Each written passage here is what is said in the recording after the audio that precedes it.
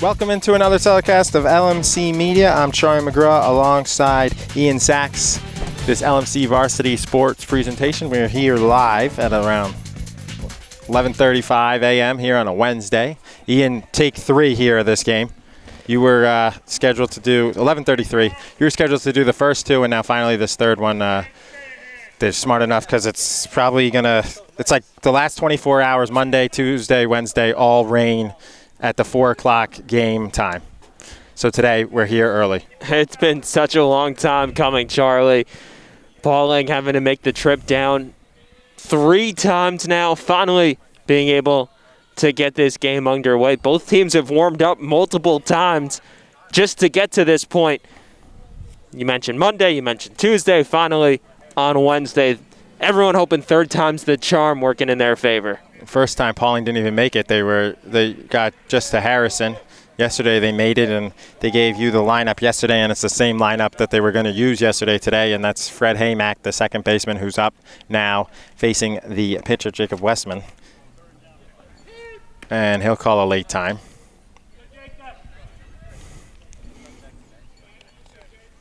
Behind the plate is Jake Ladon for Rhineck. Ooh, good pitch, just missed. Inside.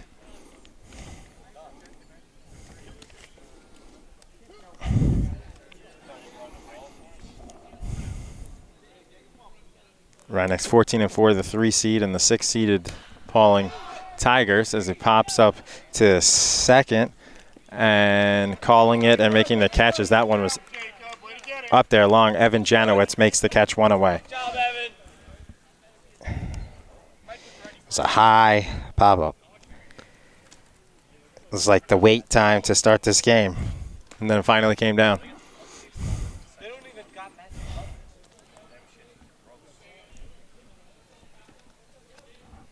Pawling going with the all grays.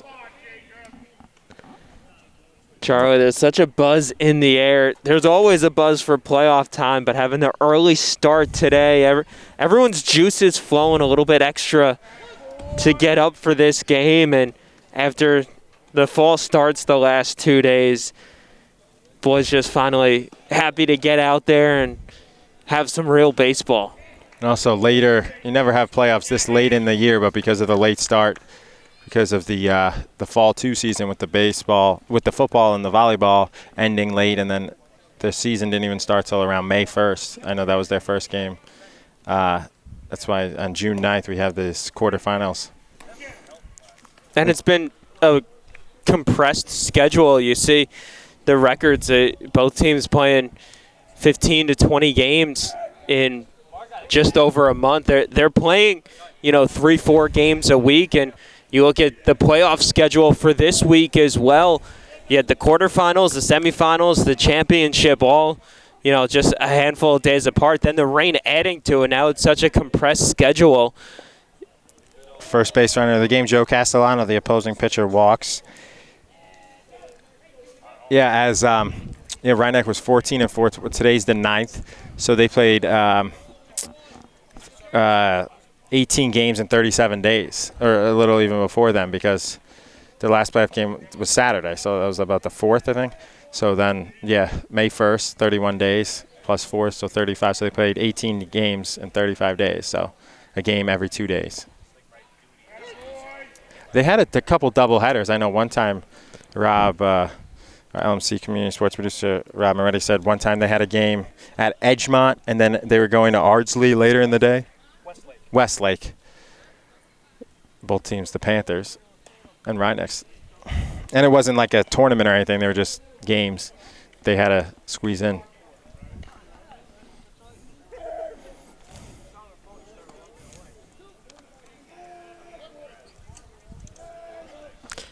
Well, then they also had a matchup with Briarcliff that got postponed due to rain. Ooh. Oh, they dropped it. I think he just beat it anyway, but Ladon had a good throw, but just beat it, and also the ball was dropped by Janowitz. Stolen base for Castellano, and he's in scoring position with 1 out, and Will McCarthy up.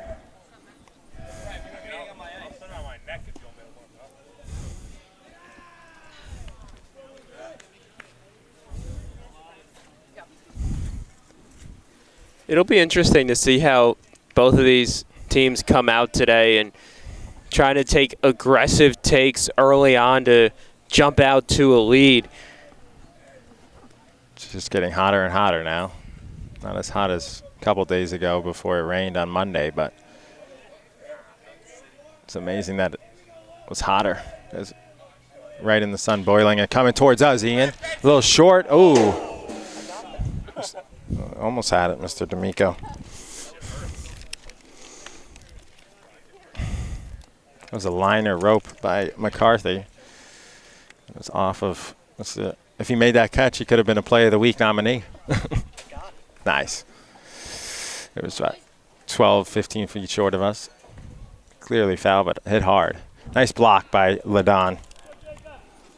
Huge block, because you don't want that guy to get to third with less than 2 outs.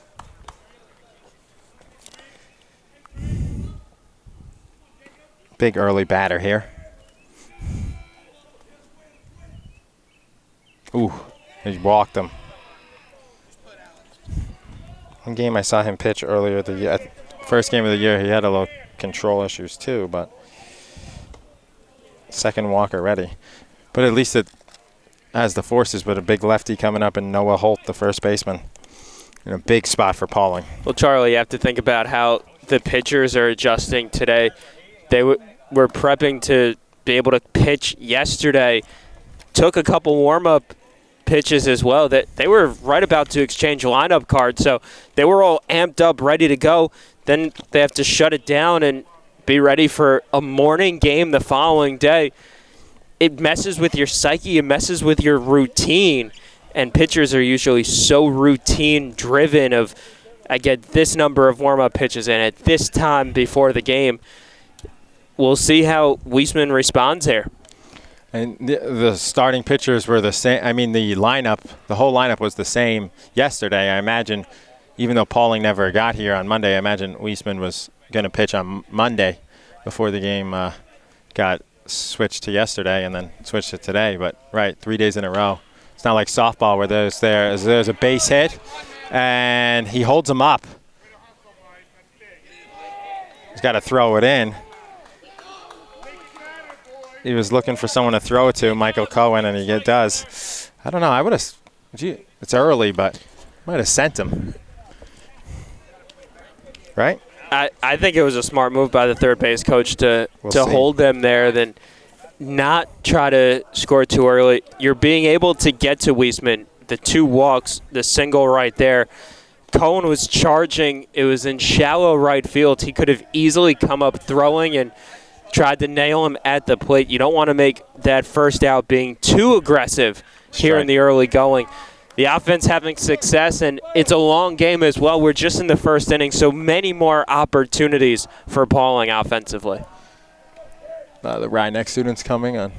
Could be some of their lunch breaks. Strike 2, low, nice pitch. It's tough to hit, so. John Belmonte, the center fielder. Up here, 0-2 quickly with the bases loaded and 1 out. Golden opportunity for a double play, and it's a liner, and he dives, and it's a double play, unassisted. Great play by Evan Janowitz. He does it all by himself. He gets the line drive at him. He makes the backhanded catch, and then he dives at second base, and it's an LO4 DP to end to leave 3 guys on and end the top of the first, and we'll be right back with Rhinex, coming to bat for the bottom of the first. Back here on LMC Varsity Sports alongside Ian Sachs. I'm Charlie McGraw. Max Saltis will be leading off, the center fielder, but followed by Evan Janowitz, who made that double play on that line drive, unassisted, and then Alex Saltis, the shortstop, will bat third against Pawling.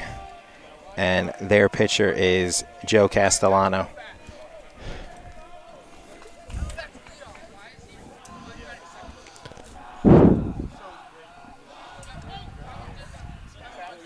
The Panthers' dugout is fired up.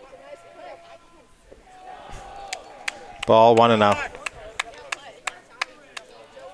have to figure the teams are even more fired up for this playoff game with the 2 postponements. And they got to miss school. And that's a base hit. First pitch swinging, and it goes by the left fielder on a bad hop. That'll be an error. Saltis will go to second, so it'll be a single and then an E7. It did take a bad hop, but as a left fielder, you got to knock that down. It's all it takes to get some momentum. All going Rhinebeck's way right now. You get out of that bases loaded jam with one out with that double play. The impressive play at second by Janowitz. And then Saltis gets on in scoring position right out of the gate. Janowitz is up. Janowitz is the freshman phenom. First game, the only game of theirs that I did earlier this year, he had like 3 or 4 hits. Oh. And it gets by, and he'll score. So that's how you manufacture a run. He kind of stepped off. They had him, but it was dropped by the third baseman, so that's an E5, and it's quickly 1-0. So 2 errors, and there's no outs. 2 errors, and it's the second batter of the game. As it was a good throw by the pitcher. He dropped it in his mitt. It went right through his mitt. I think the pressure of having Saltis kind of bearing down on him might have, I don't know.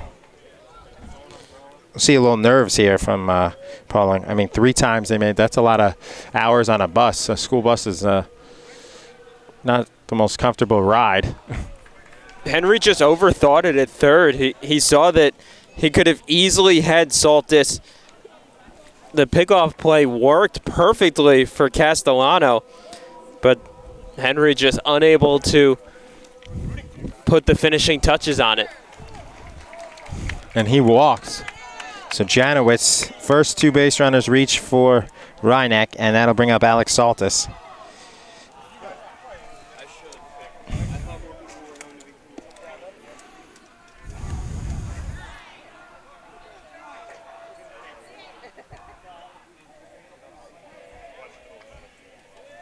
He'll try to steal second, and he'll be safe. A little awkward slide there, but he'll get it. I love the aggressiveness of Rhinebeck on the base paths today. You see Saltis just a few pitches ago going to take third, ultimately coming around to score. Janowitz moving up to second on that steal right there. And that's a line drive right at the left fielder, and he'll redeem himself and make the catch. So good piece of hitting by Saltis, but it's right at the left fielder, Brandon Alcera, and it's 1 away for Rhinebeck here in the bottom of the first. They lead 1-0.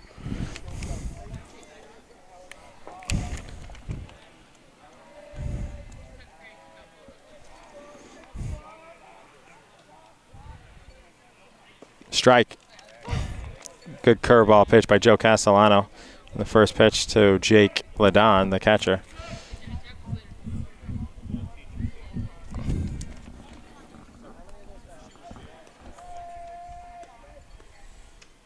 Ooh, another curveball. 0-2 after those first 2. Would you throw it again? You might as well, right? Great off-speed pitch by Castellano there. Ladon way out in front of it. Don't expect this pitch to be in the zone. Ooh, it's right down the middle, fastball. 2 curves and then a fastball, and it's an easy strikeout for Castellano, which he needed badly because you don't want to fall behind 2-0. And that's what makes this at-bat for Michael Cohen so important for Rhinebeck. You had 1 run score and then a runner in scoring position still with 0 out. Cannot leave Janowitz stranded there. Early on, you have to manufacture runs any way that you can. Block by Jack Barrett. As the heat continues to pick up. It's probably around 80-something when we started, 81, 82, and won't be surprised if it gets up to 90 when it's all said and done. At 1 hit. And he'll beat it out, and wisely putting it in his pocket was Dan Henry. So that's an infield hit for Mike Cohen. And it's first and third. Advancing to third was Janowitz. So first and third, and it'll be Jacob Weisman, the pitcher, Talk about a chance to help your own cause here. Smart for Henry to sit on that one. He would have had to make a wild throw down to first to have any chance of trying to get Cohen. You do not want to throw it away and allow Janowitz to score and Cohen to potentially even move up to second. Much better to have first and third than, say, find yourself in a 2-0 hole with a runner on second. Pinch runner. I mean, they could put him right back in to re-enter. I think Cohen was a little limpy. Looked like he was a little shaken there. Zach Leontu, the senior, pinch running for Cohen. So it's Leontu at first and Janowitz at third. He goes. They'll throw to third. Almost gets over Henry. So it's a stolen base for Leontu. Sometimes, I don't know, you might want to try and throw a, maybe stop halfway between first and second in the high school game because they never throw down on first and third. But they probably will just let him walk there. And that'll be a base hit for Weisman. And Coach Carlucci will send Leontu. Leontu busting down the line, and he'll be safe. He got around the throw, and then it's dropped by the catcher. And Weisman helps his own cause with a 2 RBI single and advances to second on the throw. So it's 3-0 Rhinebeck here in the bottom of the first with 2 outs. And talk about helping your own cause. That's what makes Leontu's move up to second so important, that he was able to come around to score on that base hit and make it a 3-0 game, leading to the conference on the mound as Coach Coleman comes out to discuss matters with Castellano. But if you're Rhinebeck, this is the picture-perfect first inning of how you would have drawn it up. Hold Pawling scoreless in the top half of the inning, and then come out swinging aggressively and running the base paths even more so to take a 3-0 lead. You have a runner on second here. Ben D'Amico up, and an opportunity to pass the baton even more and keep this rally going. It's the 7-hitter to get up here in the first inning, too, is big. 2 batters away from batting around.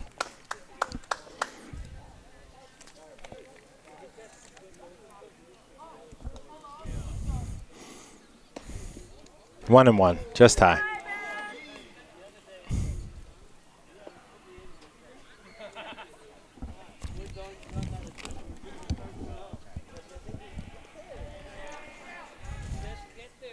I want to be fouled off by D'Amico. 1 and 2.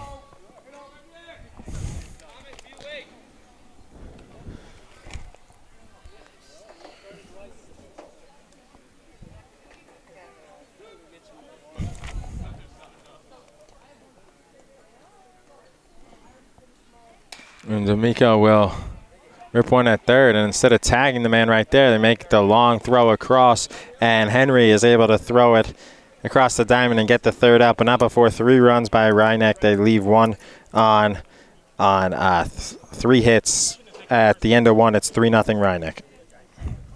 Back here on LMC Varsity Sports alongside Ian Sachs, I'm Troy McGraw. We are here at Rhinebeck High School for this early game. Want to beat the weather as they already got postponed twice on Monday and Tuesday with almost identical timed thunderstorms. A couple bad ones, and then the field didn't hold up. And a couple other postponements at Section 1. A couple teams were able to play. A couple are going to finish today. And playoffs will be all up to date tomorrow. Although today I think was the original date of the semifinals. Yep. So yesterday, if they were able to play it, they would have played the semis today.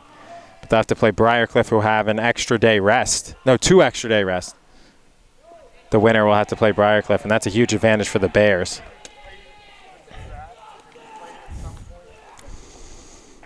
3-0.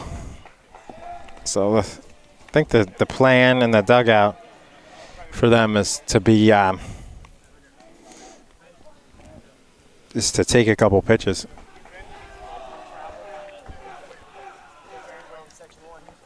And it's smart. Henry works a 4-pitch walk here to lead off the inning. Clearly seeing that Weisman struggled with his control in that first inning, walking 2 batters in the first frame and now a third one here.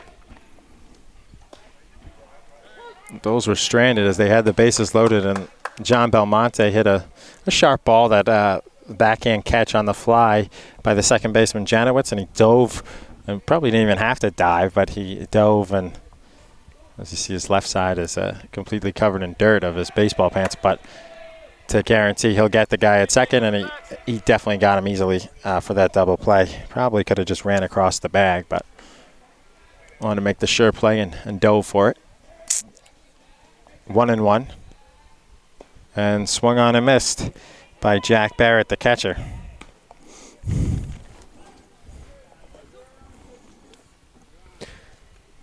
Weisman could breathe a little easier now on the mound, knowing he's pitching from in front. A lead which he gave his team with the 2 RBI single.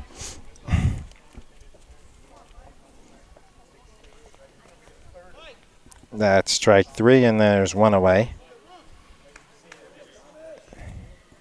And for Pawling, they just need to settle down. They know that they have had success this year. They wouldn't be in the quarterfinals if they hadn't put the first inning behind you, turn the page, and focus on the 6 frames in front of you.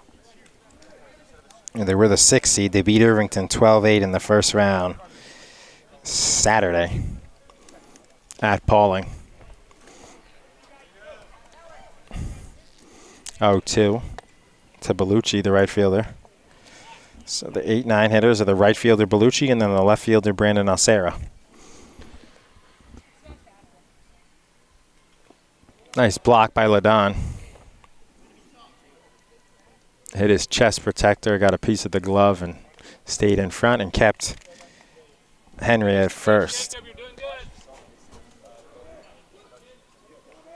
2 walks in the first inning. They were erased by the double play by Weisman. And then he walked Henry here. But he strikes out the right fielder Bellucci. 2 swinging strikes in a row. His first strikeouts of the game. And there's 2 away. And it'll be the 9 hitter, Brandon Alcera. Another short outfielder. Exactly what Weisman needs to do. Attack this bottom third of the Pawling lineup. Ball high. He does not want to see the top half of the lineup with Haymock, Castellano, McCarthy, and Holt. Yeah, especially Holt. Holt had the only hit. And his lefty.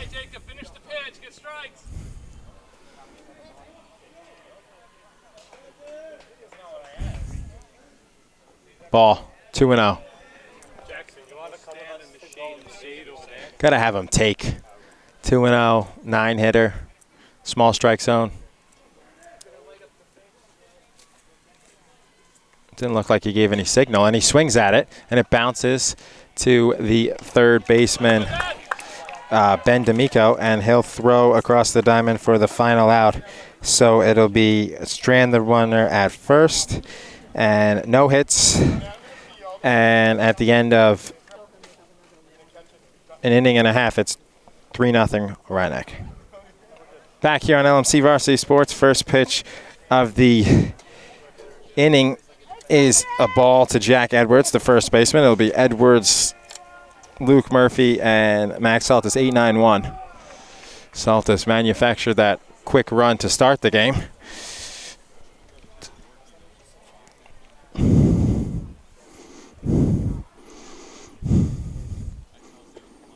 Strike.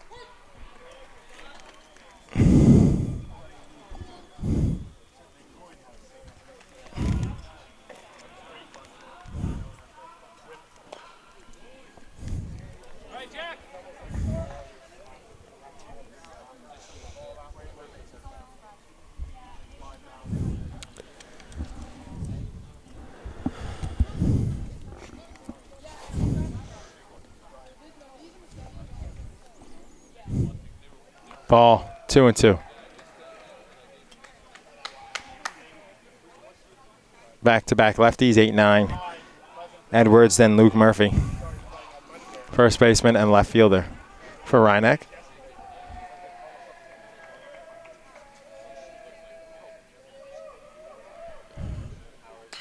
And Murphy hits one hard. We fielded by the second baseman, and he'll easily throw him out. Fred Haymack, one away. Pawling it would behoove of them to have a 1-2-3 here. Ian. Exactly how Castellano hoping to settle in here. Put that first inning behind him.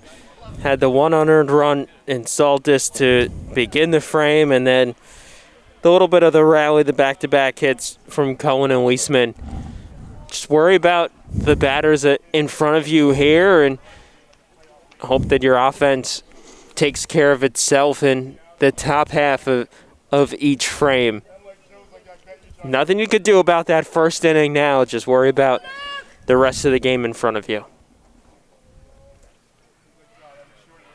Murphy tried to bunt for a hit and fouled it off. 0-2. With Max Saltis looming on deck.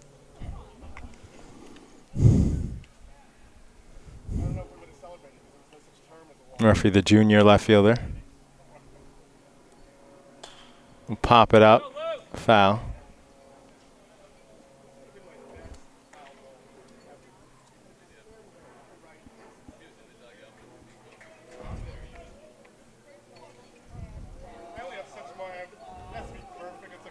Strike three. Nice curveball there from Joe Castellano.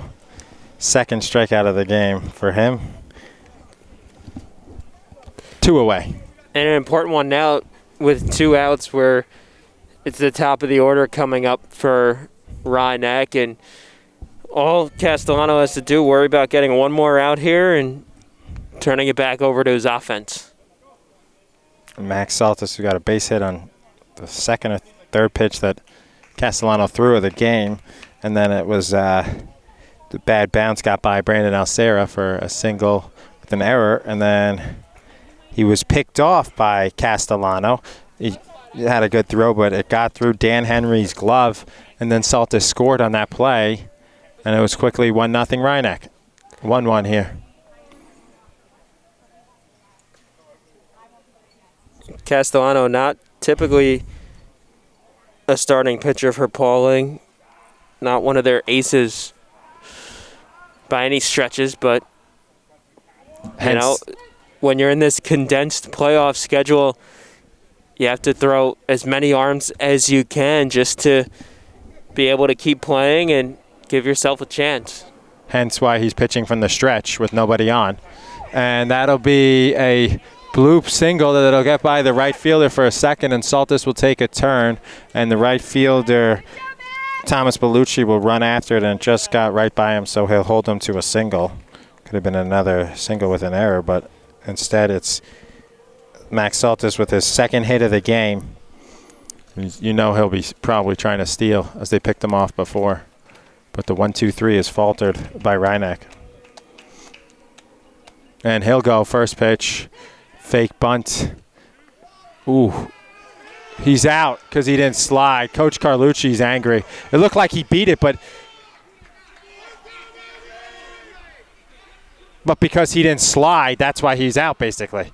Because if he didn't slide, he would have been safe, but it slowed him down, and he just tagged him right before the slide. So he's out, Ian. So it would be a 1-2-3 besides that hit, and it'll be a race there on a 2-6 caught stealing. We'll be right back on LMC Varsity Sports.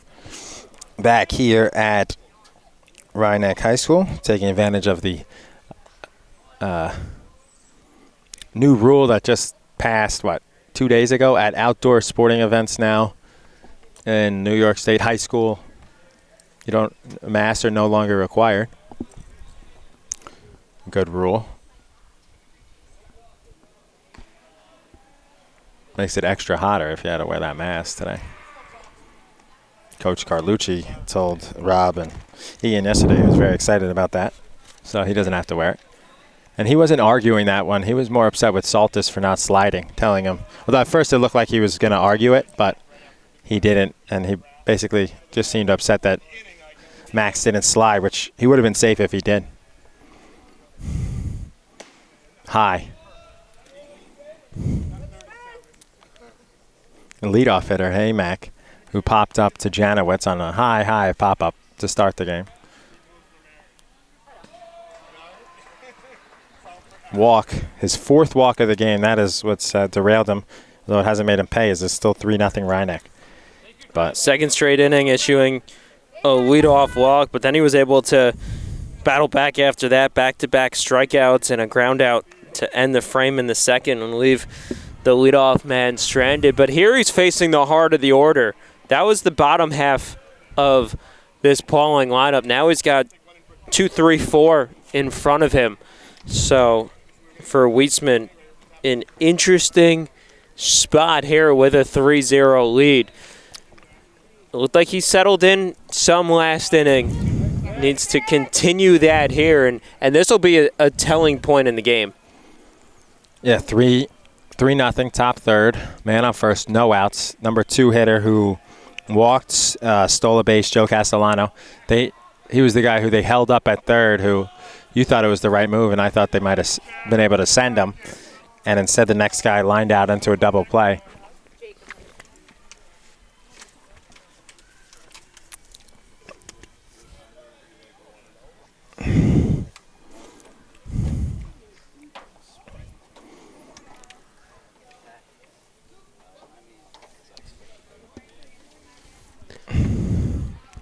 So it's a 1-2 after the foul balls. Just outside. 2. Just missed outside. Haymack, the leadoff hitter. With Wiesman's velocity, now they'll on the curve, they chose a perfect pitch to run on. They strike him out. I guess you'll trade that. You'll let the guy, I mean, they didn't let him, but he was easily safe at second because the curveball, was looking, right? Yeah, curveball looking on Castellano. And there's one away. But if you're Rhinebeck, I think you definitely trade that, right? Even though he's in scoring position now. You want that out on Haymack. After the leadoff walk, especially. I think both teams would take it. That Pawling now has a runner in scoring position, and Rhinebeck gets an out of it. Essentially works as a sacrifice bunt. Chose a perfect pitch to run as it was a curveball there, no shot. And that's a shot to the outfield, and it'll bounce in front of Saltis. Saltis did a good job of deking the man. It hits him in the helmet. It goes out of play, so he should – oh, no, it's backed up by Wiesman. But the base hit, but on the throw, that bullet by Saltis hit the runner in the helmet at third and allowing him to – so that's a single – it's not an error. But because he was going on that throw no matter what. But Will McCarthy with the second hit of the game for Pawling. Saltis tried to deke Haymack out of the, and it worked a little bit. But honestly, I mean, a perfect throw. He hit him in the helmet. But they're lucky that didn't go out of play because that would have allowed Haymack to score. Instead, it's second and third, one out, and definitely benefiting Pawling is from that stolen base. Because instead of first and second, now you have second and third as he advanced on the throw. But Saltis' throw was a good one. It hit the runner Haymack on the helmet, but it stayed in play over there, did not go past the line. And that's a fly ball to left. It should get the run home, and they'll try to tag and bluffing, and he'll throw it, and it'll be caught by D'Amico, and he cuts it, and it's a sac fly, and they are on the board, Pawling 3-1. Exactly what they wanted. It's how you manufacture a run. You get a walk, you get a steal, advance on a single, and come in on a sacrifice fly. Opposite field hitting, too, by Noah Holt, the first baseman. He hit the ball to left field. And Luke Murphy made the catch, and he smartly threw it to third because you don't want him advancing to third like he advanced on his single on the throw, because if they threw that home, she didn't have a shot at the guy. He would have advanced to third. Would have McCarthy, and with the small backstop, even with the good catching of Ladon, And that's a base hit up the middle. That's Saltis. Ooh, he was one of your fastest guys.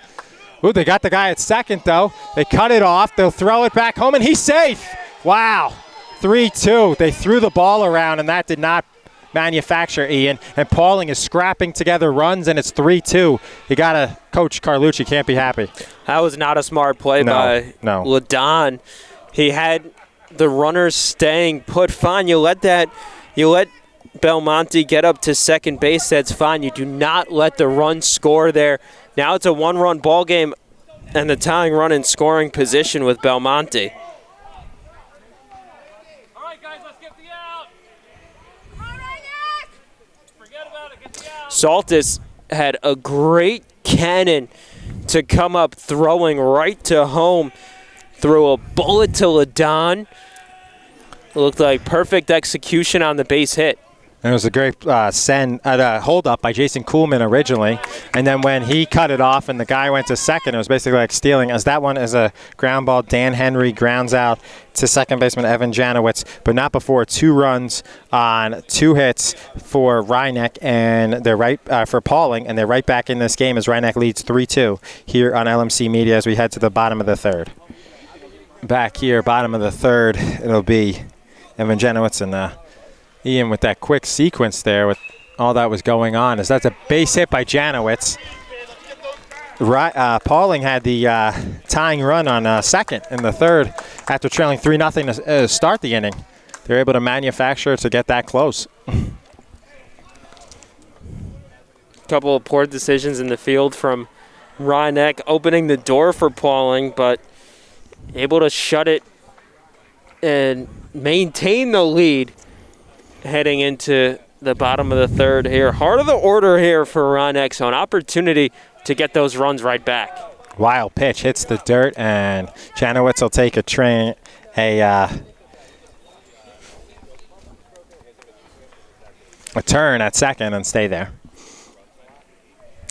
Yeah, they weren't errors. They just advanced on the throws, and basically that first and third stolen base play, they did it on a base hit because that throw came home, and it was – I was trying to say before that Jason Kuhlman did a good job of holding his runner. Even though Will McCarthy, I think, the way he looked on the base pads, how he got to second before that, it looks like their fastest runner. But it was a bullet, and he knew Saltis had a good arm, so he held him up. And then the guy who had got the hit advanced, and that throw goes through, and Reineke will build their lead more.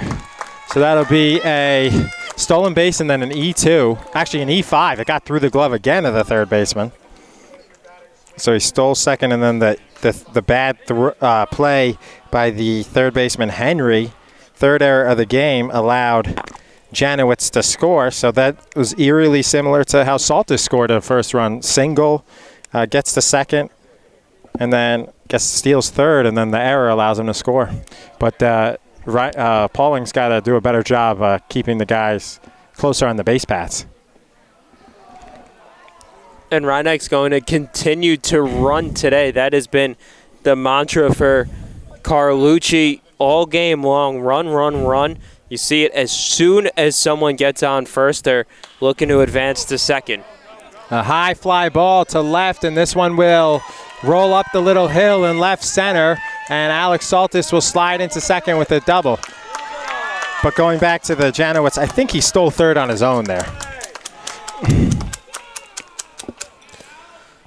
That one traveled a long way, bouncing just in front of the wall up that little hill in deep left. And now we have a meeting of the minds on the mound. Take the ball.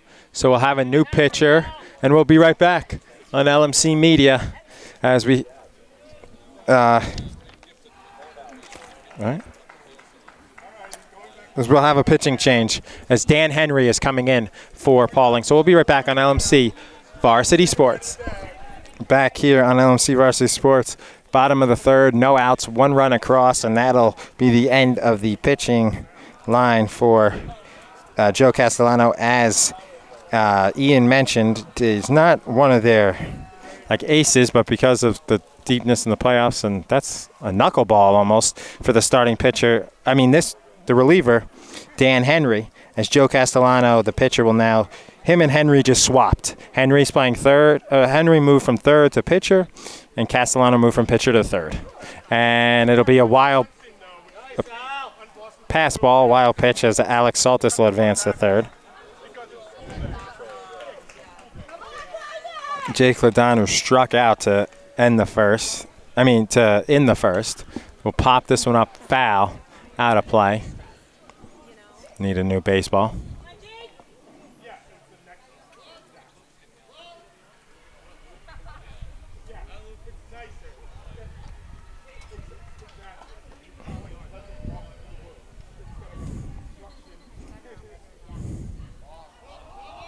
That was a balk? He did call time. I saw that. It looked like Ladon was calling time. He put his hand back, so he stopped. They asked for a balk, but he originally called time, and the umpire didn't see it, but then a couple seconds later it's granted. And that's a big run as it's 4-2, as they had to really scratch out those 2 runs. All right, Jake, bring him out. Henry, what is it, it's like a knuckleball.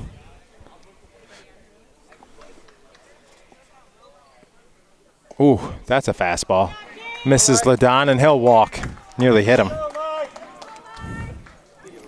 Big spot, Michael Cohen. He has a single and a run scored in the first inning, and he stole second. Actually, it was pinch ran for, so that wasn't his stolen base. Or his run, technically. But he came back in the game. So he can't be pinch run for again.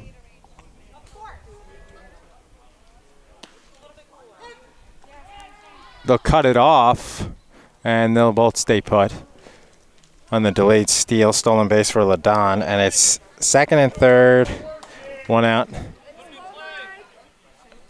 Since he's come in, he's thrown maybe 1 strike and 5 balls. And the infield, of course, will be in, and he'll bounce it. I don't know who else, if they have other guys, but I imagine in their game, it was Saturday that they won 12-8, that they had to use a couple pitchers. But today's Wednesday. So those rain outs give you a couple extra rest. The pitch count here that Rob laid out for us is a little confusing, but this one is popped up, and it's going towards me, and it'll be out of play, and it'll land towards us, and Rob was right on it. This will be picked up by the right fielder, Thomas Bellucci, and he'll throw it in. It was in play if he could have came over here, but it was well out of his reach. I think he got a very late read on it too. I only saw it at the last second as well, and not a good start for Dan Henry as he hits Michael Cohen, and it'll be bases loaded. And no outs. So Janowitz started the inning off, and he spelled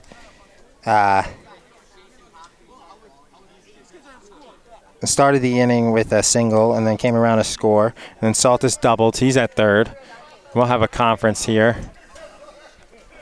Basically, tell him switch pitchers again, right? So another switch of the pitchers. It looks like number 1, Fred Haymack, the second baseman, will come in. So we'll be right back on LMC Media, our third pitching change, and not ideal for a quick game here on LMC Media. Back here on LMC Varsity Sports alongside Ian Sachs. I'm Troy McGraw. So now the second baseman. So going back to third will be Dan Henry. So 2 at-bats for Henry, and I think he threw 1 strike and 6 or 7 balls and a hits batsman. So they'll go back. Fred Haymack, the second baseman, comes in, and he is working quickly, and it's 1-1. And Castellano will go to second. Also, Charlie, remember that Alex Saltis on third is still Castellano's responsibility. And then Ladon at second and Cohen at first are both charged with Henry. Ooh! What a pitch on the outside corner, and Weisman will go back to the dugout and focus on his main job, which although he does have two of the two RBIs, two of the 4 runs he drove in on a RBI single, and then advanced the second on the throw. But that was great. I think he was just going too quickly for him. And another strike. So this kid is pitching quick, and he's throwing strikes. Where was this? I bet Pawling wished they brought him in right before. This kid is determined out there. Should have started him. He's not their ace, right? Haymack, strike 3. D'Amico. 4-2 lead, and D'Amico strikes out. So back-to-back strikeouts from second base to the mound for Haymack, and one more. Edwards, who grounded out to second, looking to strand the runners and help out the ERAs of Castellano and the two-batter man in who was that? That was Henry. Henry, thank you. Who hit a man, and there. Not often the team has 3 pitchers in an inning, especially in an inning where possibly they'll only give up 1 run. This would be game-saving right here. They could leave him loaded. He's trying to steal home, and he's out. At home, caught stealing on a 2-1 count.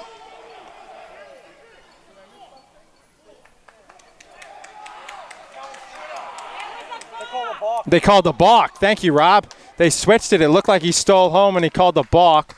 Pawling coach wants an explanation. He called the balk here. How is that when the umpires will get together, we'll see. No, I don't think so. That was the pitch, right? It shouldn't be. Something is going to... Either way, you're going to have an upset team.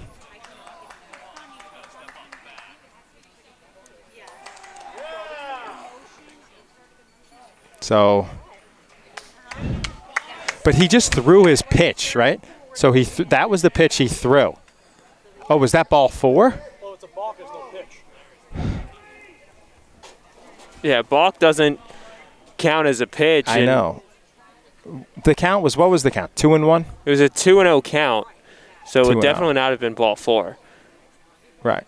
I think he just stepped off incorrectly, and that ultimately led to the runners advancing and Saltis coming home to score the 5th run. And now we'll have another discussion with Coach Carlucci and Coach Kuhlman. This is where you need a sideline reporter.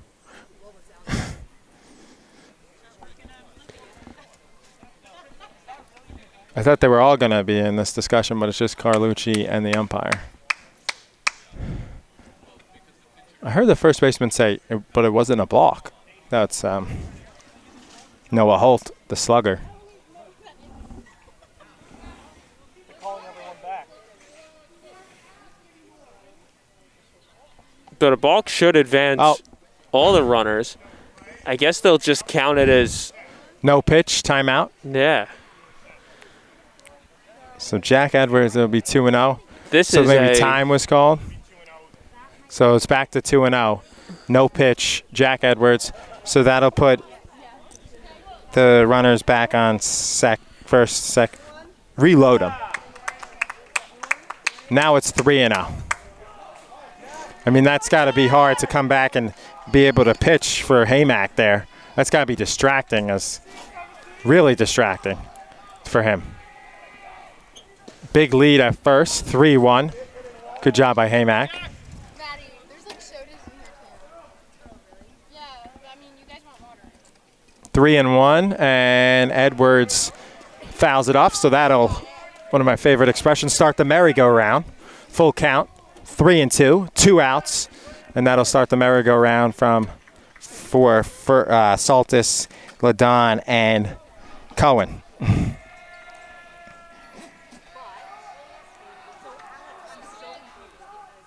And he'll swing. What a job by the second baseman, Haymack. And he is fired up, coming off the mound screaming. And he should be, as he strikes out the side after coming in with the bases loaded. And a great job by Pawling, and that basically keeps him in this playoff game. So they score. Rhinex scores 1 run. Evan Janowitz That was about 20 minutes ago, and they make it a 4-2 lead, but Pawling wins the inning as they come in, Fred Haymack, and he keeps the bases loaded and strikes out all three after a play where, was it a balk? Did he steal home? Was he out? And they decide that it was no pitch, and that was the difference there. So Carlucci's still getting an explanation from the umpire. So we'll be right back here on LMC Varsity Sports. Back here on LMC Varsity Sports, top of the fourth, 4-2 lead for Rhineck. Weisman back on the mound after Weisman started and has lasted this long for Rhineck, despite 4 walks. And he has, as Pawling is now on their third pitcher, who's been their best, that impressive inning, last half inning. Here in the fourth, 1-2 now.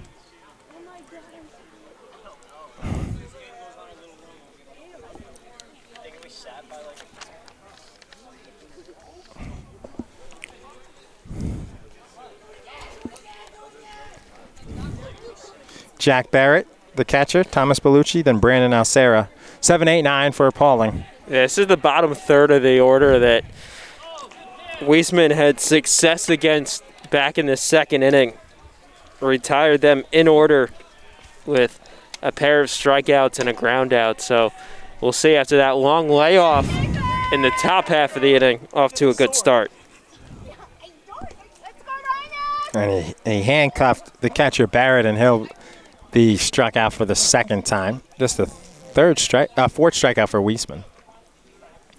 And Bellucci, one of the strikeout victims, the right fielder, will be up. Ball.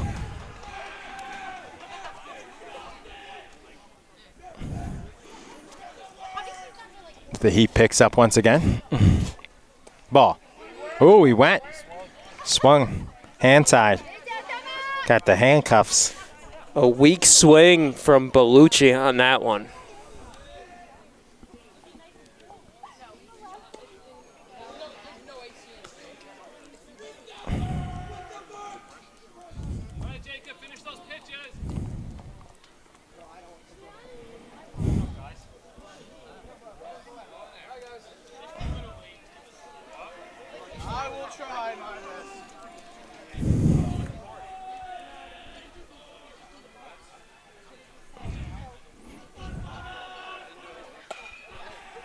And this one coming towards me.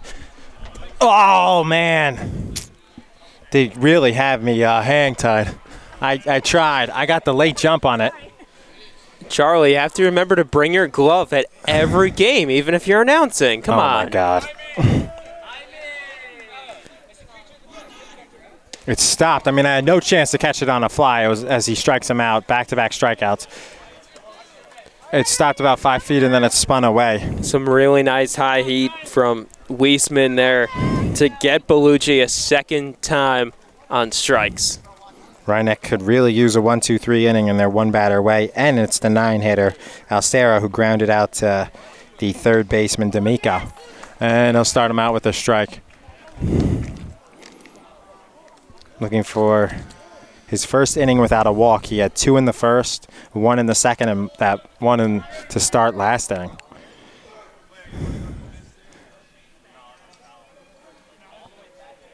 Should have made that play though.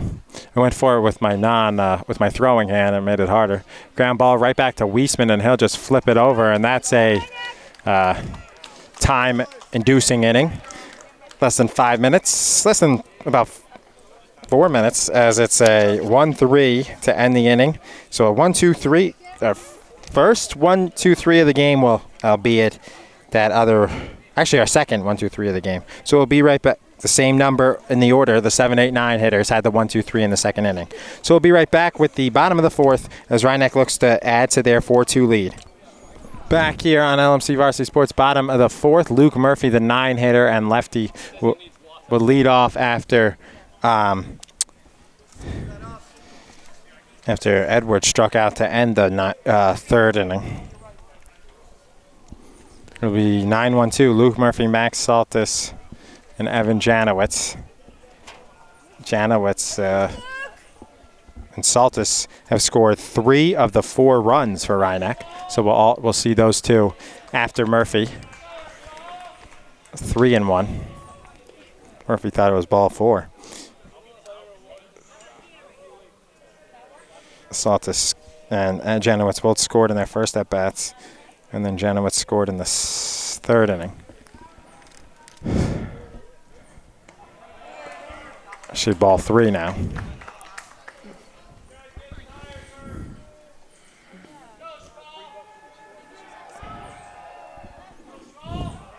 That's ball 4 to Murphy.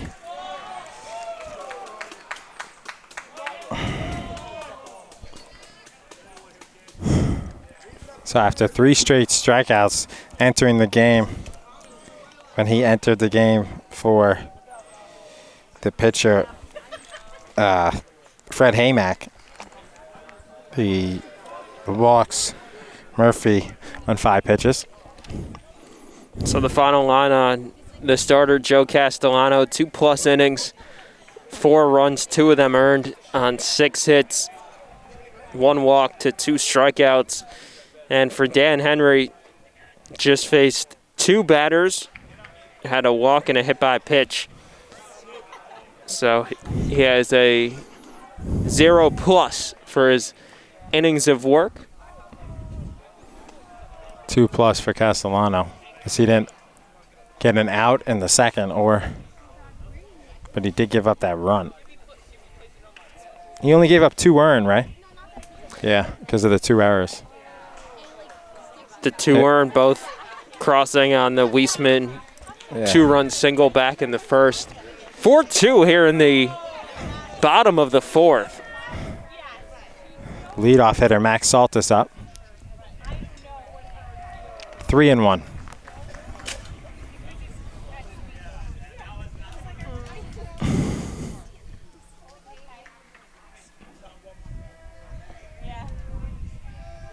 Fake bunt and pulls it back for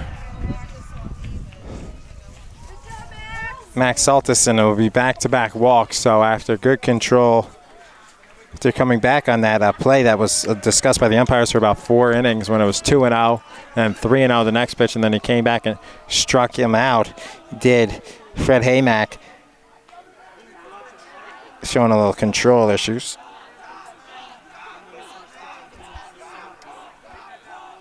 Saltis now 2 for 2 with a walk. Scored in the 1st inning of the game, picked off, but then they dropped the ball, so he was able to score to the 3rd baseman, Castellano. Strike. Big strike there.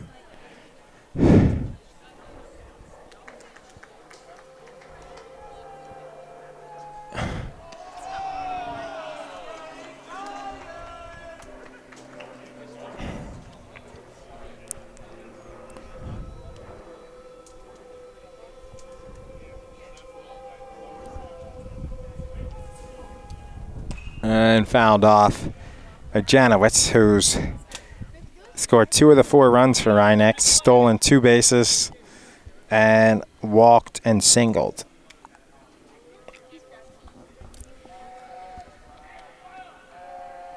And the catcher threw over. Was dropped by Henry. Henry, who made his 2nd error of the day. Henry has 2 errors, and the left fielder, Brandon Alcera, has an error for Pawling. Rhinebeck has no errors. 3 errors. As Janowitz pops it up, and that's an infield fly, as the umpire calls it, and the other umpire, but it's caught by the shortstop anyway, so a huge out there as Haymack, and it's caught by the shortstop, Will McCarthy, on the infield fly rule, which is, for those who don't know, it's even if it's dropped, it's an out anyway, which is done so they can't get a double play on purpose where they drop it and get the guy out. It's 3rd and 2nd.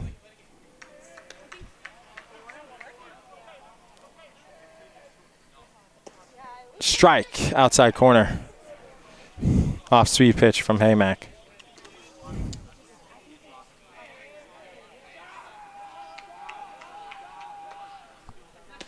Ball, 2-1. Rhineck bench has picked up the noise.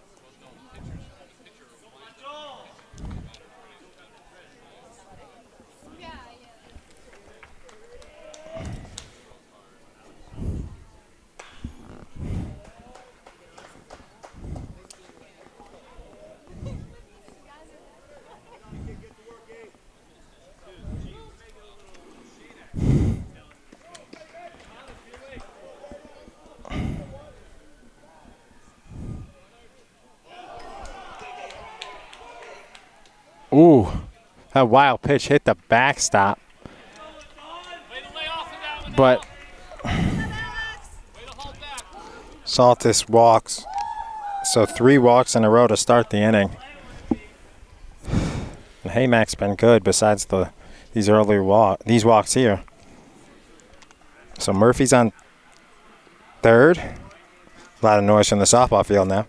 Saltis on second, and Alex Saltis on first.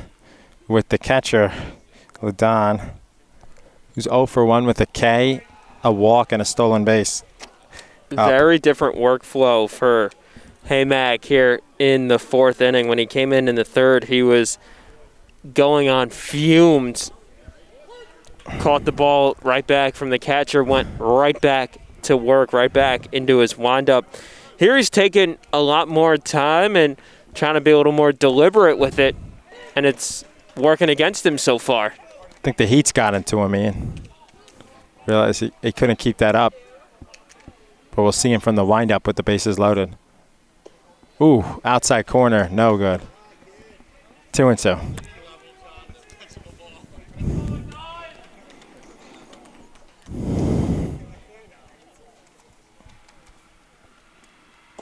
Strike 3.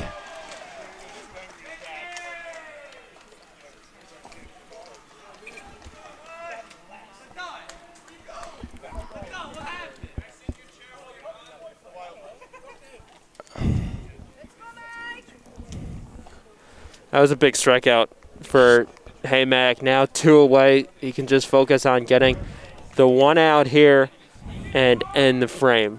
Huge strikeout. In his inning and 2/3, he struck out 4 guys. Castellano pitched to 2+. He only struck out 1 Ladon in that inning. I mean, in that his whole time on the mound. And Haymack's already got 4 strikeouts. So he's been effective. He saved them this game. That situation he came into last inning was tough. Ball to Cohen. Cohen is 1 for 1. The run scored, a stolen base, and he got hit by a pitch last inning. Fouls off that curveball. 2-2. Cohen way out in front of that one. Fortunate just to get a piece of it. But it was 2-1, so it was a weird, if anything, that could have been a ball. I mean, it wasn't going to be. It goes coming home on the wild pitch, very high pitch, and advancing to 2nd and 3rd are the Rhineck runners. So that's Luke Murphy. He scores, and it's 5-2.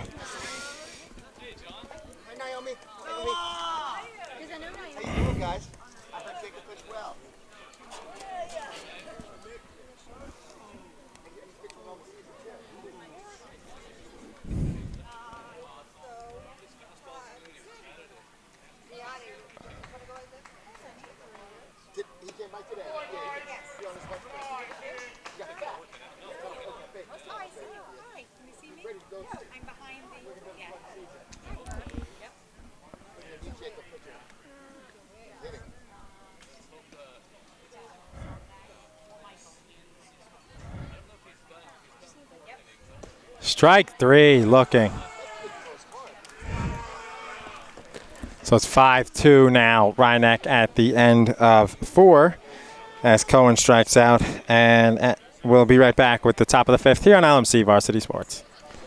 Back here on LMC Varsity Sports alongside community sports producer and the cameraman today, Rob Moretti and Ian Sachs. I'm Charlie McGraw.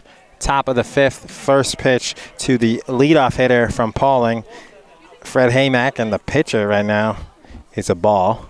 Haymack is 0 for 1 with one of the 2 runs and a stolen base and a walk in that 3rd inning. This is the order that Weisman's had some trouble with.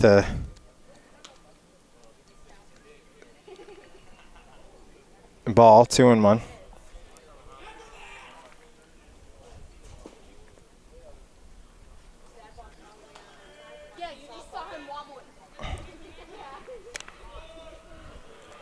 The 3 hits have all come from the 1 through 5 hitters. Just, if they get anyone on, that's who we'll see here.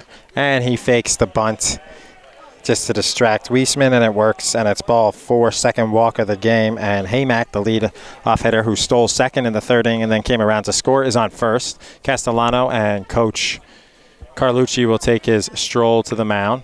We'll have a meeting. No, he'll be gone. So we'll have a pitching change. So we'll be right back on LMC Varsity Sports. Coming in will be Ryan Abbey off the bench for Rhinebeck. Well, after the pitching change, Ryan Abbey, the sophomore, now in for Rhinebeck.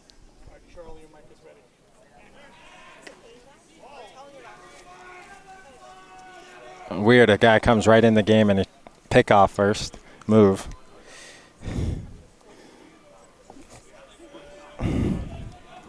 Abbey came off the bench, so I assume he'll be in that spot. And he'll steal first pitch, and he'll make it for Haymack. He got there easily. Incomplete final line for Weisman. 4+ innings, 2 hits, 5 walks, 5 strikeouts. So far, 2 earned runs. But, of course, the current runner in Haymack is his responsibility.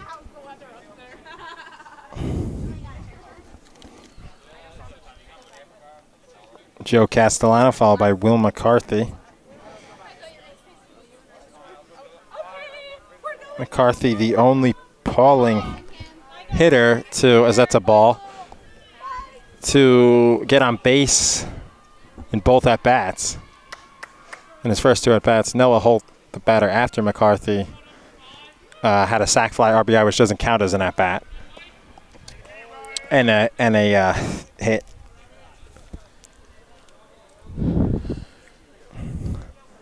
Abbey is a sophomore.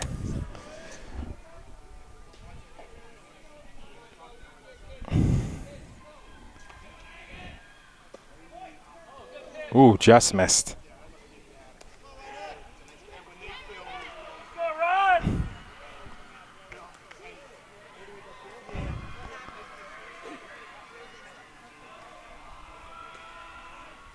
And that's a bomb.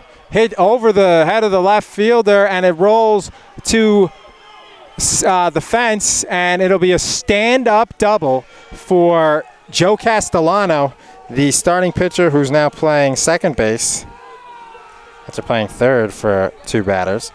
And an RBI double, first extra base hit of the game, as there's a play earlier, actually the first batter in the game, Max Saltis advanced to second after it got by the left fielder, but that's a single with an error. This is the first double of the game as Haymack scores easily. 5-3, no outs, and tension as high as we've had it in this game. Ian?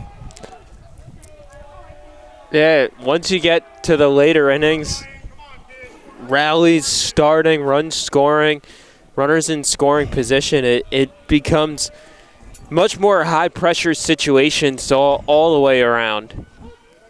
That's the first RBI hit for Pawling, as they had an RBI sac fly, and then the man scored on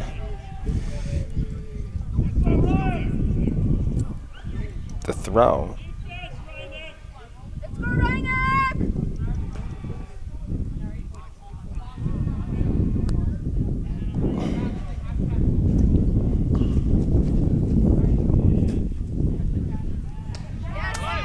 kept the man at third.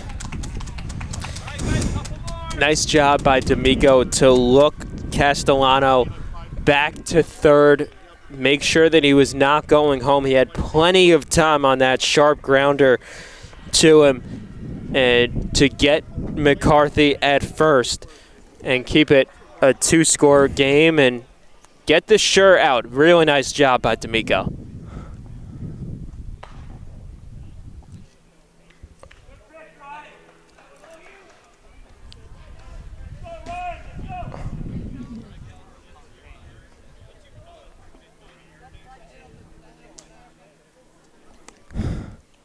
Now the infield's back.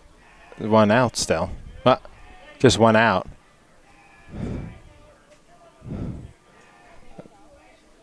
The slugger Holt up.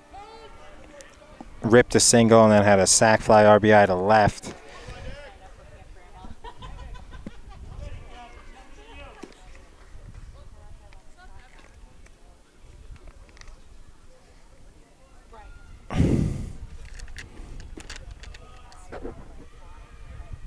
And that's an RBI single.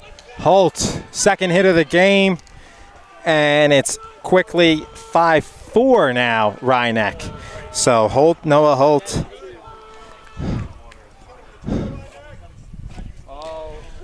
Nice piece of hitting from Holt, and he's put together quite a nice day. Charlie, as you mentioned, now 2 hits, also 2 RBI as well. So the power first baseman doing a nice job. Foul ball off the catcher.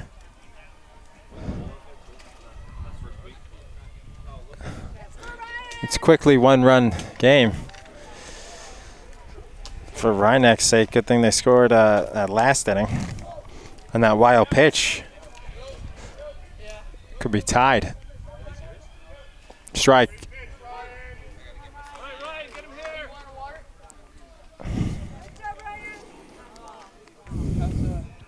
Still just 1 out.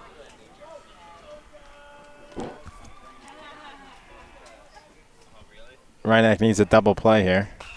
And they get, no, good play. But his momentum takes him and he throws it away. It hits off there and it'll advance.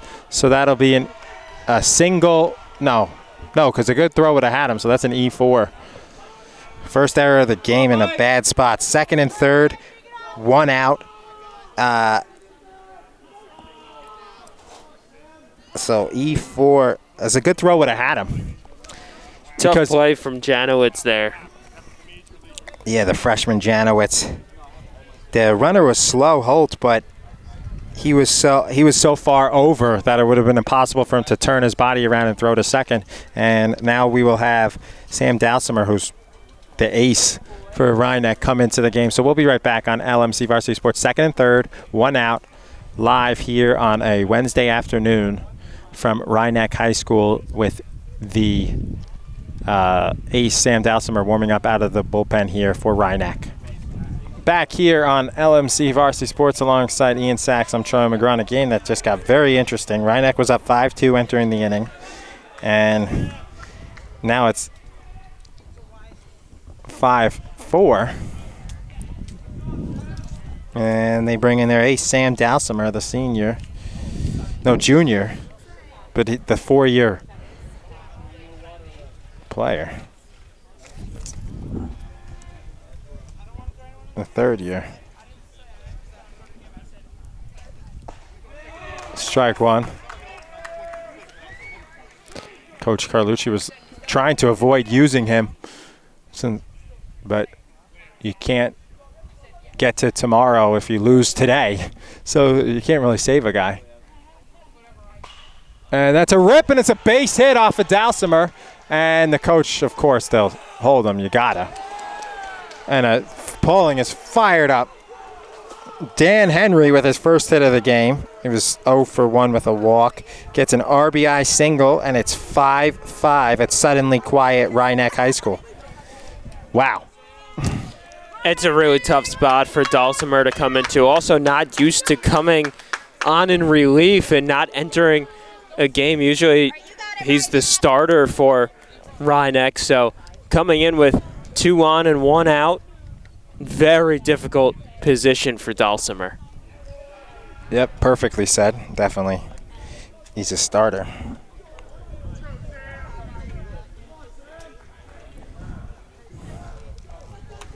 Yeah, it was 4-2. They had the bases loaded, no outs. And that's a wild pitch. And it's 6-5 Pawling. Pawling roaring like their Tiger mascot is the dugout.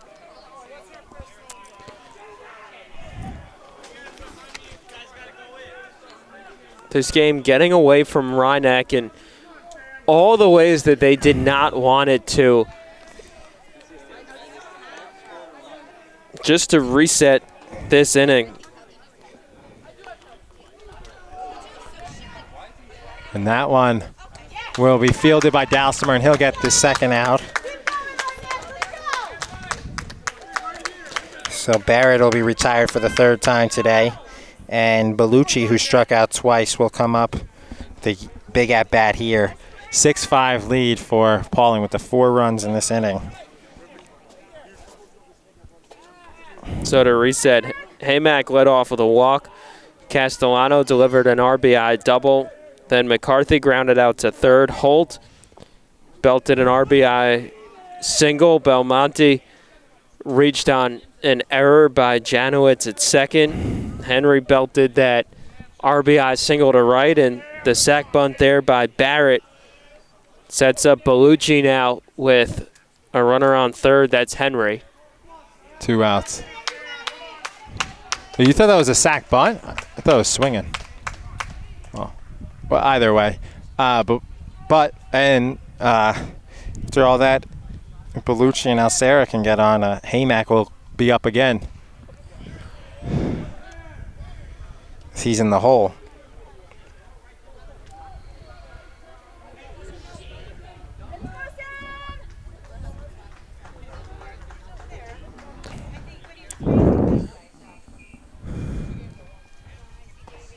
Strike.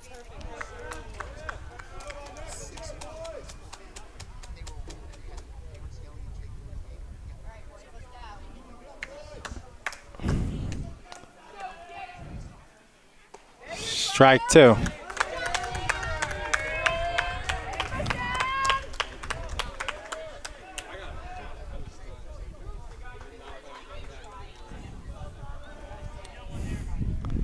Dulcimer looking for the strikeout, and he'll get it. He'll run. Ooh.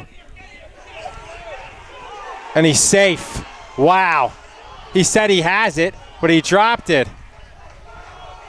Carlucci will come out and argue. But he dropped it and picked it up.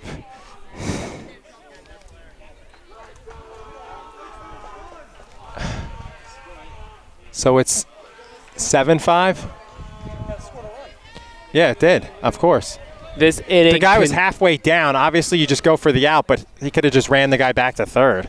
This inning continues to take wild turns. Really, this game, think about how we had the questionable ball call earlier in the game, and now a dropped third strike that would have been the third out of the inning. But LaDon kind of shot putted it to first. Couldn't be handled by Edwards. And we're all awaiting the umpire's conversation. But you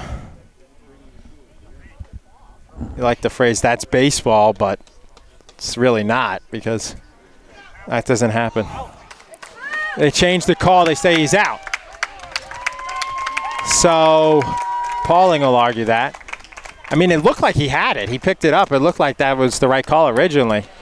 The ball definitely got down to first in time. The question is, he dropped and picked up. Did he hold it and have his foot on the bag at the same time? And a big call in favor of Rhineck on that one, but the damage certainly done with 4 runs for Pawling as the Tigers take the lead.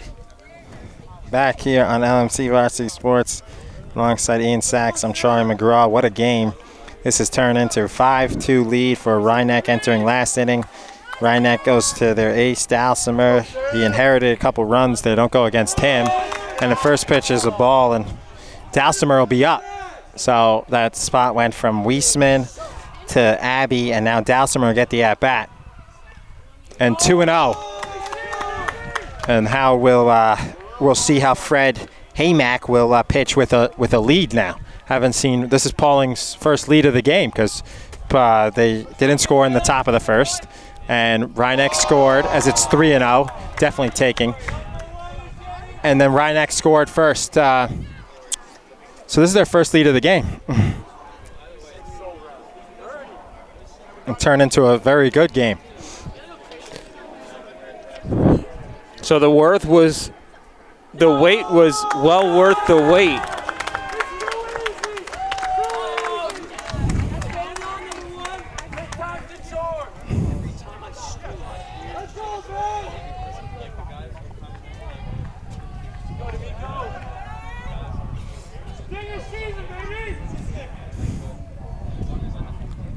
And that's a ball, wild pitch, and Dalsimer will just trot to second.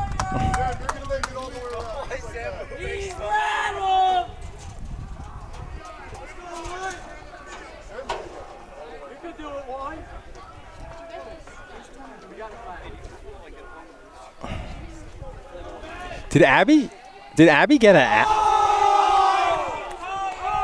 And Dalsimer has to slide at the last second because the wild pitch carried perfectly to Pawling, and Dalsimer will be safe. I think he would have been safe anyway, but they dropped the ball. So 2 wild pitches. Good call, Coach. It might have been the ball. What's making you do that? It was the ball, Coach. Give him one more chance.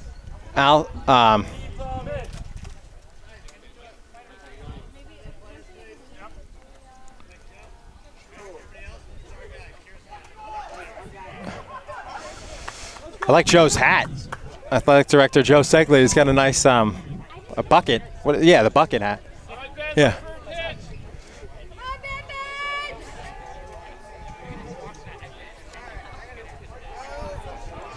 Three and 0.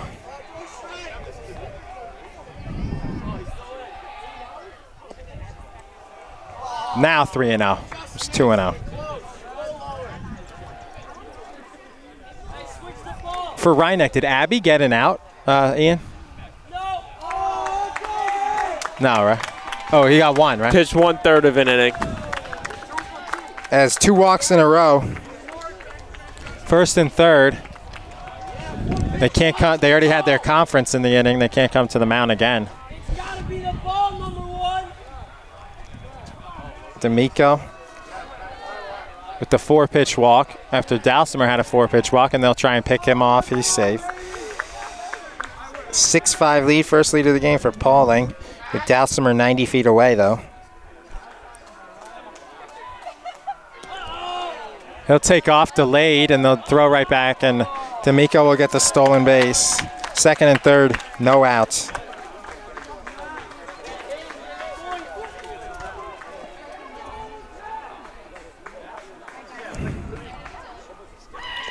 Weisman finishes 1 for 2 at the plate with a 2 RBI single.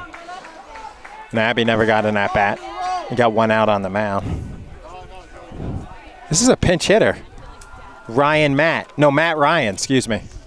Matt Ryan. Same name as. He's pinch hitting for Edwards.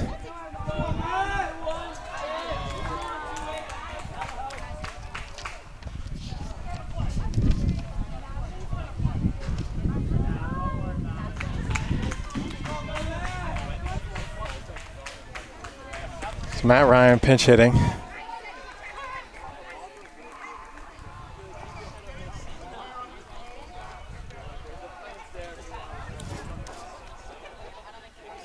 That's a ball. Dalsimer thought about it, but the pitcher will go back.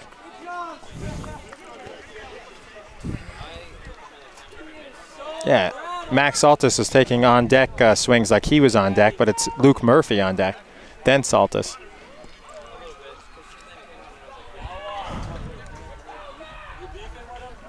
This looks like the Rhinebeck softball team just scored 4-1. That's a high fly to the outfield, caught by the right fielder, and he'll throw it in. He's 4'6". You look very pretty.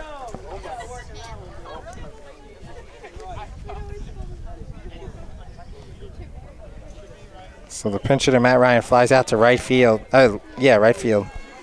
And there's one away with Luke Murphy, who's walked, scored a run, and struck out. Up. Second and third. See Rhinebeck left 3 guys on base in the third against Haymack when he came in for the first time. For the game, they've left 6 guys on base, and they have 2 right now. So left 1 in the first, 3 in the third, and 2 in the second. Murphy fakes the bunt, and it's 2-0. Just missed.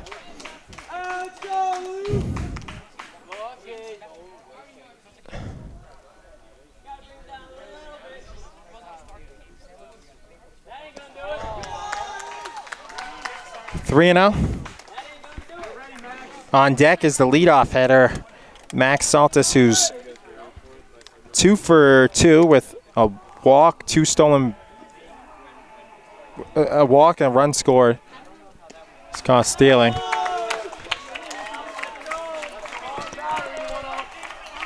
Looking fatigued on the mound is Haymack. Third pitcher.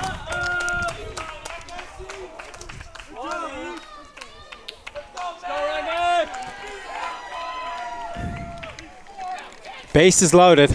Nowhere to put Saltis. Looking for a first RBI as he has a single, run scored, and that's an off-speed pitch.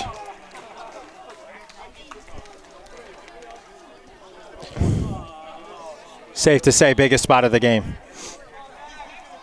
Absolutely, as Pawling finally gets its first lead of the game, and then facing a jam here. Bases loaded with 1 out here in the bottom of the 5th. Innings getting late, top of the order due up. This is exactly what you want from a playoff game. No, you can't. 3-0 count, you can't risk it. Dalsimer bluffed, especially since it hit the mid of the catcher. 3-0 to Saltis. He's one of your best hitters. But if there's a meatball there, he's probably still taken. I mean, I don't know. If it's a meatball, I mean, because 3-0, it's an absolute meatball. He's one of your best hitters. Ball 4, high. He thought it might have been a strike. RBI, and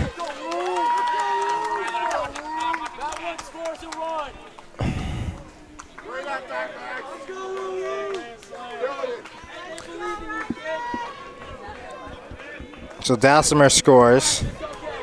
D'Amico's on third. Murphy's on second. 4 walks in the inning. Strike to Janowitz. You know he wants to redeem himself after that error. And that really like tough play. If that got by him, it would have been a hit. He makes the play, but the throw was definitely an error, so.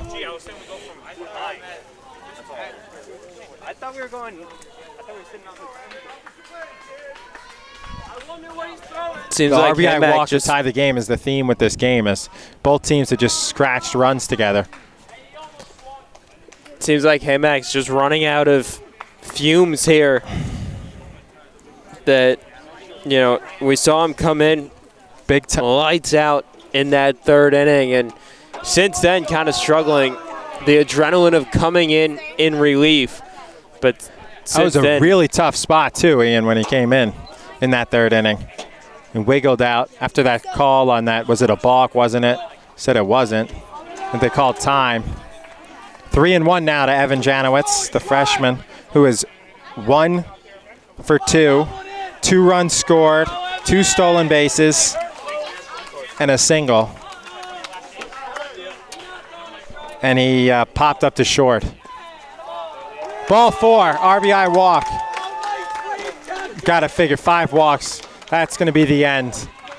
Someone's warming up behind the black screen. Don't really have a bullpen here. And, yep, that'll be all for Haymack. A good, he saved the game, though, when he came in the third inning. So, good pitching performance for him. And we'll have a new pitcher, and we'll be right back on LMC Media. Back here on LMC Varsity Sports. So, the new pitcher off the bench is Patrick Gabriel. The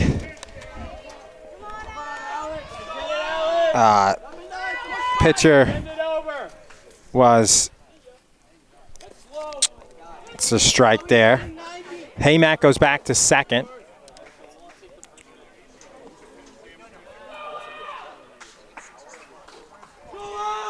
And we have a new right fielder too.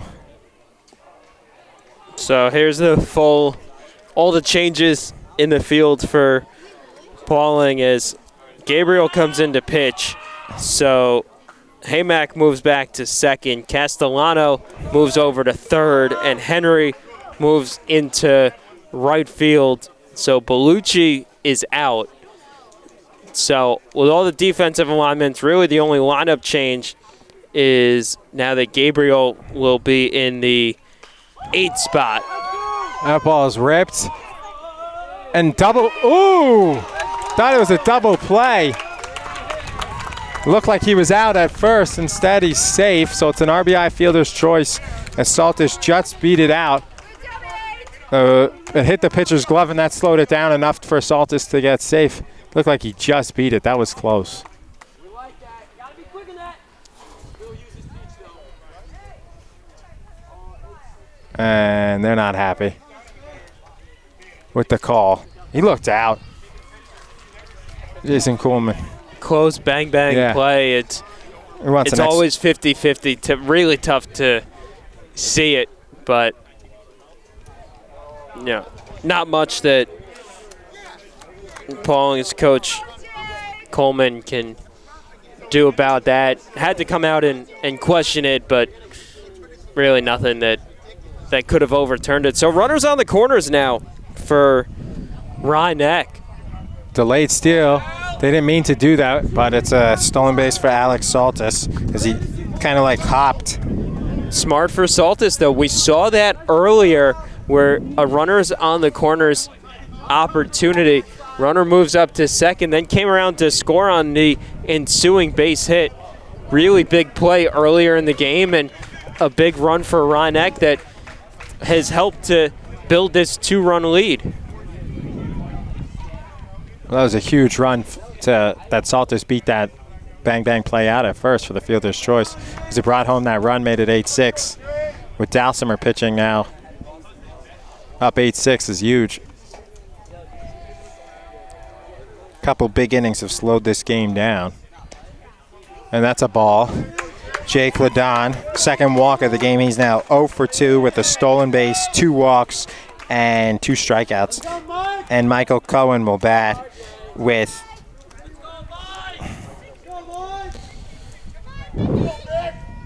ninth batter to come to the plate for Rye-Neck this inning.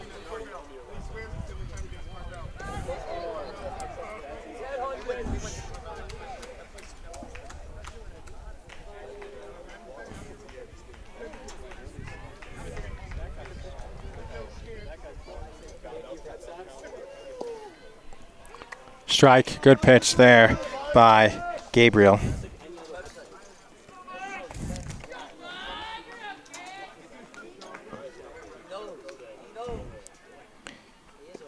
That double switch with Gabriel, they put him in Bellucci's spot, so he's a blast for now for Pawling. Basically like when they do a double switch in the NL.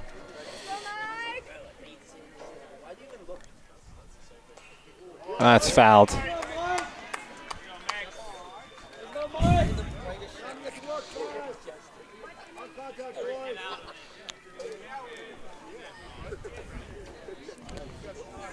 The two Saltis twins in scoring position. Max at third, Alex at second. And that one hit to Henry. Right at Henry, who moved from third to right, makes the catch. As that'll end the inning here in the 5th. And we'll be right back. LMC Varsity Sports, big inning for Rye-Neck. They score 3, and they go ahead 8-6. Back here on LMC Varsity Sports alongside Ian Sachs, I'm Charlie McGraw, and our cameraman and LMC Community Sports producer is Rob Moretti.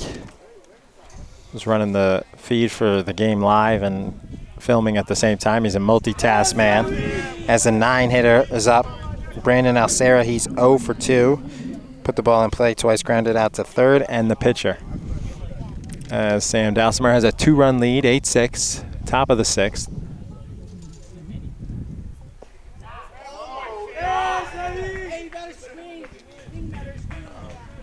Oh, 2.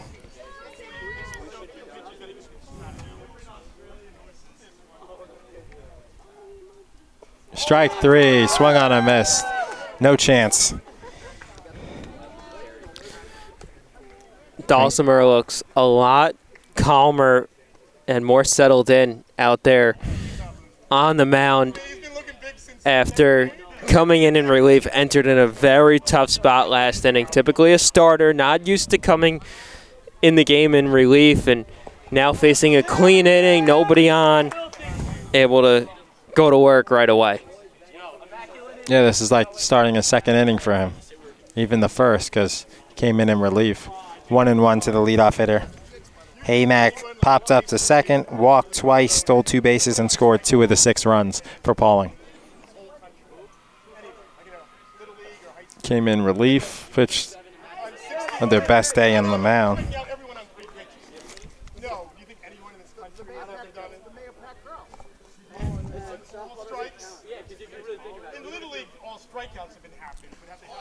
Strike 3, Dalsimer looking like the ace we've seen, and it's 2 quick strikeouts, 2 away. Joe Castellano pitch, played third, second, and back to third now.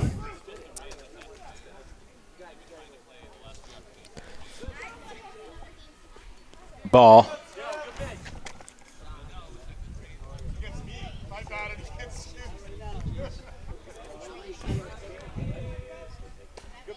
Strike.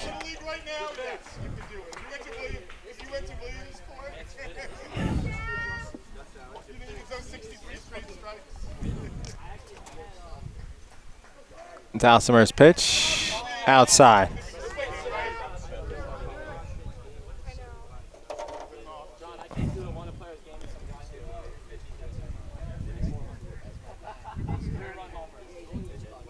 And that'll be the first ball put in play in the inning. And Ben D'Amico throws him out. So 1-2-3 inning for Dalsimer, and we'll head to the bottom of the 6th with a 8-6 lead for Rhinebeck. Back here on LMC Varsity Sports alongside Ian Sachs and LMC Community Sports producer, who's also the cameraman today, Rob Moretti. I'm Charlie McGraw. Sam Dalsimer hits a ball to short, bobbled by the shortstop, and a great throw by the shortstop after bobbling and dropping it. And that is Will McCarthy. What a play. And that's all they need, is they need a 1-2-3 inning here and come up and try and get on base against Dalsimer, who just grounded out after walking and scoring a run in his first at bat. McCarthy did a great job gathering, staying with it, firing over in time, and Holt did a nice job too, stretching out for it, reeling that throw in and getting Dalsimer just in time. It's not that serious. You hear us. Don't cry about it. Get on, Ben.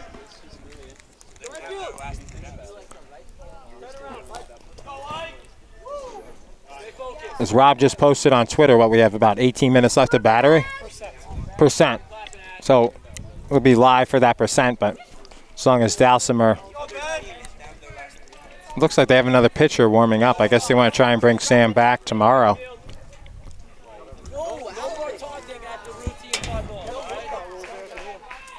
Yeah. Your coach is making that play.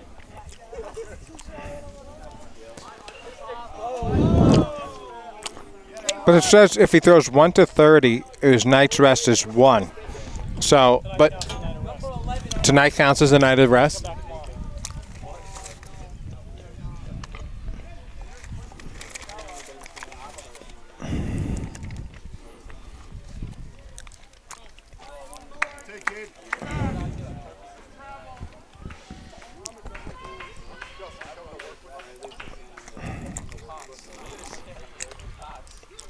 here at the garbage list Rhinebeck High School. Rob and I have been searching for Rhinebeck baseball field. Yeah. That one grounded foul.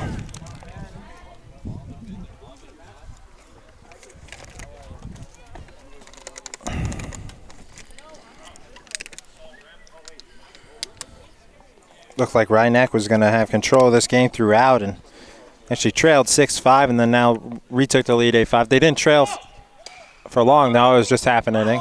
Miko hits it hard, runs hard through, and a nice stretch by the first baseman and a good play by the third baseman. That is back to this. Who was it? Castellano, right? It was the starting pitcher. Castellano's at third. It was a nice play he made, and that was even a better stretch by Noah Holt, who's had a good game in the plate and in the field. And there's two away, so ground out to short, ground out to third, and Jack Edwards, who came back into the game, will hit after Matt Ryan pinch hit and flew out to right for him. All right, Jack, let's get something going here. We're at 7 right here.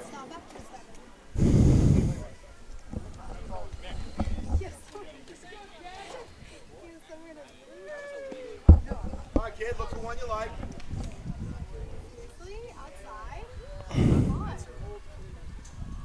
Rhinebeck softball game started a half hour after us, and they're a half inning ahead of us. They're in the 7th. As Edwards gets a looper right out there, so a play made by the second baseman, third baseman, and that's our second 1-2-3 inning of the game that Pawling had. They had one in the second where there was a hit, but then they caught Max Saltis stealing. So we head to the final inning. For now, it looks like Sam Dalsimer is coming out. They want to keep him under 30 pitches if they want to bring him back tomorrow against Briarcliff if they hold on here. So we'll be right back with the final top of the 7th, which Rhinebeck hopes is the final half inning of this one. Back here on LMC Varsity Sports, Sam Dalsimer will return after he wound up pitching 2/3 of an inning. So he's pitched an inning and 2/3. And none of the runs are his, right? No, he inherited runs. It came in. It was also unearned. But as efficient as possible, you want to see it's probably around 20 pitches, and last inning was quick. But last inning he had 2 strikeouts, so with those 2 strikeouts, that's 6 or 7 pitches. What does he have the first batter he faced? Henry or Belmonte? No, it was Belmonte, right? Wasn't his first batter the one where they made the error at second? I think so. That was an error, but that was a great play by Janowitz, and his only play was the first, and he made which was a really tough throw, and he threw it away. If it didn't go past the line, too, and it was just beat out, it wouldn't be an error. But because that's where it went. Ooh, Dalsimer. The rare big count here, 3-2. To the 3-hitter, Will McCarthy, who's dangerous. He's scored a run, walked. He's 1 for 2 with a walk, a base hit, and a run scored. And he grounded out to third in the 5th, which was when they scored their 4 runs, took the lead. He made the only out in the middle of that rally. And that's a rip to Saltis. He has to go back a few steps and to the right, sticks up his glove and makes the one-handed catch. LO8. Great piece of hitting by Will McCarthy, but just right at Saltis. That could have, if that's in the gap, that's a double, maybe triple. With his speed, that's a triple. That one carried just enough for Saltis to move over a few feet and make the play, and an important one. Every out important, especially when you're trying to put a team away. As assistant coach Ike Valley is redirecting the left fielder, Luke Murphy. But that was a huge out, and that it was right at him and not in the gap, because this is the hottest hitter, their best hitter in the game. He's had 3 productive at-bats, a base hit for Noah Holt, RBI sac fly to Murphy, and an RBI single. He's 2 for 2 with 2 RBIs, a run scored, 2 singles, and a sac fly. So he's had, basically on both teams, he's had the best. And Dalsimer knows that as he's pitched him carefully, and that pitch was high. As LaDon just asked where it missed. And he gets him to pop out to D'Amico. D'Amico in foul territory, goes back just behind, about 10 feet behind the bag, and he makes the catch. That ball looked like it was going to be borderline fair foul, and then stay in play where it's catchable in foul territory, but instead it stayed in easily, and he makes the catch, and there's 2 away, and Rhinebeck is 1 out away from making the semifinals against a well-rested Briarcliff team tomorrow, which will be at Briarcliff as they'll host. They're the 2 seed, Rhinebeck the 3. Rip to D'Amico. He gets his glove down quickly. He makes back-to-back plays, and the game is over. 1 pitch and 1 out to end the game. Belmonte and D'Amico, who made several plays in the field, and besides the error on that really tough play, Rhinebeck was flawless in the field, and an 8-6 game that was probably closer than they would have liked, but a win's a win, Ian. In the playoffs, any way you can get that win in advance, survive in advance, you have to throw any arm that you can just to get to tomorrow. That's exactly what Rhinebeck did. Aggressive on the base paths to build the lead early, then had a little bit of a rough patch in the middle of the game where Pawling took the lead in the 5th inning. But Rhinebeck hunkered down, took advantage of some walks, and able to pull out this 8-6 victory. Yeah, great win for Rhinebeck, 8-6. They improved to 15-4. Pawling finishes their year with a good season, 8-9. They took their only lead of the game when they went ahead 6-5, and then Rhinebeck showed that they were a good team and went ahead 8-6. Both teams scrapped together runs, and that's how Rhinebeck was able to do it, and they advanced to play Briarcliff at Briarcliff tomorrow, which will, since it's away, we won't be able to have it, but Rhinebeck will advance. If there's some upsets and they beat Briarcliff, and maybe upsets at the top of the drawer, possibly, you never know, could have it Saturday, but nonetheless, the Rhinebeck on to the semis against well-rested number 2 Briarcliff as Sam Dalsimer closes the game, and he gets the win because the team got the win when he was in there. So our final score, 8-6. Once again, for LMC Community Sports Producer and our cameraman, Rob Moretti. Also, the executive director is Matt Sullivan of LMC Media. And for Ian Sachs, I'm Charlie McGraw saying thanks so much for watching and have a great day.